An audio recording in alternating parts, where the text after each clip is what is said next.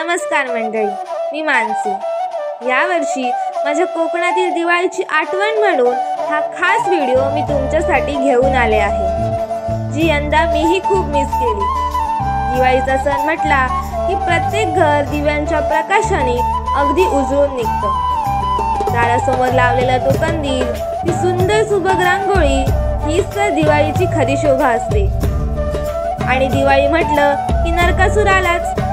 आमच्या कोकणात प्रत्येक गावात अगदी 15 दिवस आधीच हा नरकासूर बनवायला सुरुवात केली होती। आमच्या वाडीतल्या हौशी मुलांनी अगदी मन लावून मस्त असा नरकासूर बनवला होता।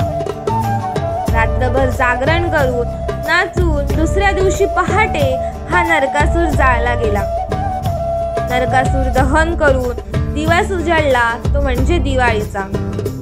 मग अभ्यंग स्नान करून गाडीत फोडून गोविंद गोविंद असं म्हणून दिवाळी पहाट सुरू झाली। माझ्या भावानेही अगदी ताकद लावून गाडीत फोडले आणि आमच्या किट्टूची तरी पहिलीच दिवाळी होती, त्यामुळे घरात अजूनच उत्साह होता।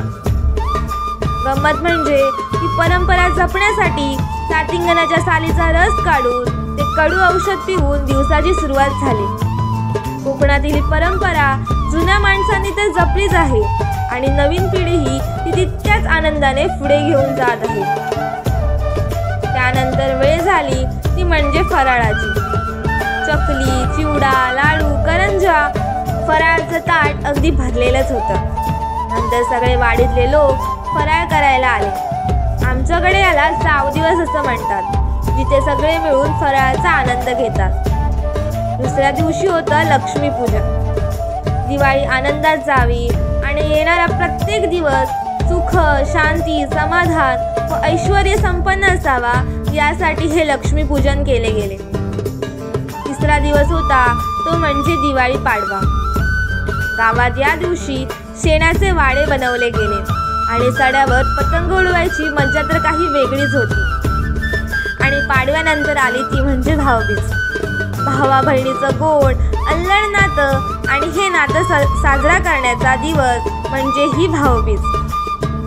तर मंडळी, दिवाळीचा हा सण दिव्यांच्या प्रकाशाने आपल्या मनातील राग, रुसवे, फुगवे तो अंधार दूर करून एका नव्या पहाटेप्रमाणे, नव्या उमेदीने, नव्याने आयुष्य सुरू करण्याचा संदेश देतो।